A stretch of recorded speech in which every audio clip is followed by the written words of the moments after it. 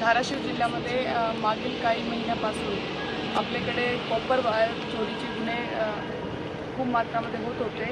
त्यामध्ये जे पवनचक्कीमध्ये वापरला जाणारा कॉपर किंवा जे आपले शेतीतील मोटर आहे त्याच्यामध्ये आणि ट्रान्सफॉर्मरमध्ये वापरला जाणारा कॉपर याचे गुन्हे आमच्याकडे दाखल होते।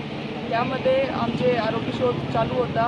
त्यामध्ये आज आपण इथे आमची LCBची टीमने 5 आरोपी त्यासोबत 3 वाहन 3 चारचाकी आणि 500 किलो कॉपर असा जप्त केलेला आहे।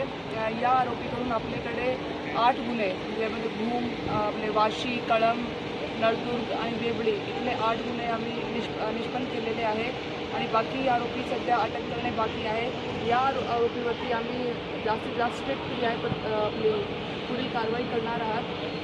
तर जिल्ह्यामध्ये जे कॉपर वायर चोरीचे आता गुन्हे आहेत किंवा आपल्याकडे खूप मात्रामध्ये पवनचक्कीचे प्रकल्प असल्याने सर्व जे नागरिक आहेत त्यांना असं सूचना आहे की असे कुठलेही आपण प्रकारामध्ये इन्व्हॉल्व होऊ नये। त्यावरती आमची स्ट्रिक्ट लक्ष आहे आणि आम्ही त्याला अटक करून त्याच्यावरती चांगली कडक कारवाई करणार आहोत।